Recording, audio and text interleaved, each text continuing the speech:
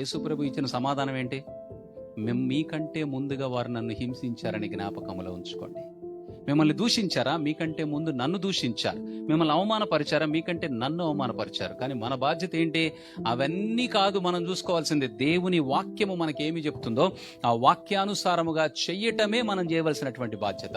వాడేదో యేసుప్రభుని అన్నాడు, ఇంకొకళ్ళు ఎవరో ఏదో యేసుప్రభుని గురించి మాట్లాడుతున్నారు. ఇవి మనకు అనవసరమైనటువంటి విషయాలు. నువ్వు ప్రార్థన చేయటమే నీ బాధ్యత. దేవుని వాక్యానుసారముగా జీవించటమే నీ బాధ్యత. దేవుని వాక్య ప్రకారము నువ్వు నడిచి అప్పుడు ప్రార్థన చెయ్యి. అయ్యా, నిన్ను గురించి పలానా వాడు నిందిస్తున్నాడని. నువ్వు దేవుని వాక్యాన్ని అనుసరించి నడుచుకో. దేవుడు ఏమంటున్నాడు? మీరు నా మాటను అనుసరించి నడుచుకోకపోతే వారెవరో దూషించటం వల్ల నాకు కలిగేటువంటి బాధ కంటే మీ వల్ల కలిగేటువంటి బాధ ఎక్కువ.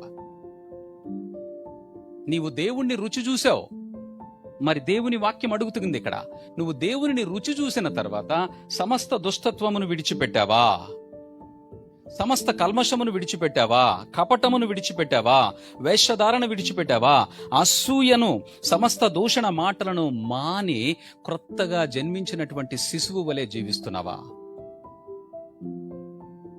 ఈ మార్పు నీ లోపల లేకపోతే దేవుడు నీ ఆలయములో నివసించడానికి అవకాశం లేదు. మనం అందరం ఏమనుకుంటున్నాం? యేసయ్యే మా లోపల ఉంటానని వాగ్దానం చేశాడు, మేము దేవుని ఆలయమై ఉన్నాము అని చెప్పుకుంటున్నాం. దేవుని ఆలయమై ఉన్నటువంటి నీవు నీ లోపల వేషధారణ అనేటువంటిది కనపడితే, వేషధారణ అంటే ఏంటి అసలు? హృదయంలో ఒక ఆలోచన, పైకి ఒక ఆలోచన. మనకి దేవుడు ఎందుకు హెచ్చరిక చేస్తున్నాడంటే, అసూయ అనేటువంటిది మనలను దేవుని సన్నిధిలోనికి వెళ్లకుండా మనలను ఆటంకపరుస్తుంది.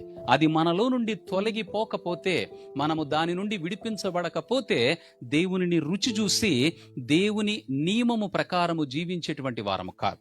ఇప్పుడు యేసయ్య మన కొరకు విడిచిపెట్టబడితే యేసయ్యను వెంబడించటానికి మనం ఎందుకు ప్రయాసపడటం లేదు?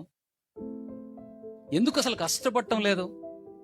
దేవుడు ఏం మాట్లాడుతున్నాడో దాని గురించి ఆలోచించడానికి కూడా మనం ఎందుకు ప్రయత్నం చేయట్లేదు? ఆయన్ని రుచి చూసాం. దేవుని వాక్యం అంటుంది, నన్ను రుచి చూస్తే నా మాటను గైకొనమని చెప్తుంది కదా వాక్యం. నా మాటను నువ్వు అనుసరించి జీవించమని చెప్తుంది కదా.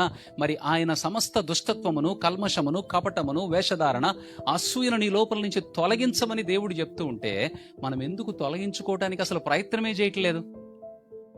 మందిరము కదా ఇది. ఈ మందిరములో ఏముండాలి? దేవుడు నివసించటానికి యోగ్యమైనటువంటి వాతావరణం ఉండాలి. దేవునిని ప్రేమించేటువంటి మనస్సు నీకు ఉండాలి. దేవుణ్ణి ప్రేమించటము ద్వారా దేవుని వాక్యము నీకేమి చెప్తుందో ఆ వాక్యమును అనుసరించేటువంటి ఆ యొక్క ఆలోచన నీకు ఉండాలి. మనం ఏమనుకుంటున్నాం? యేసు ప్రభు వారిని స్తుతిస్తున్నాం, ఆయన్ని ఆరాధిస్తున్నాం, అక్కడితో సరిపెడుతున్నాం. కానీ మన దేవుడు అక్కడితో సరిపెడుతూ ఊరుకునే దేవుడు కాదు. స్తుతిస్తున్నామండి, మేము గంటల కొలది స్తుతిస్తున్నాం, మంచిదే. స్తుతించటము ద్వారా దేవుడు నీకు స్తుతుల ద్వారా దుర్గమును నిర్మిస్తాడు, దుష్టుడు నీ దరి చేరకుండా కాపాడతాడు. కానీ నువ్వు పరలోక రాజ్యములోనికి చేరాలి అనంటే నువ్వు ఖచ్చితంగా ఆయన వాక్యమును అనుసరించి వెంబడిస్తేనే జరుగుతుంది. ఇంకెందులో సందేహం లేదు.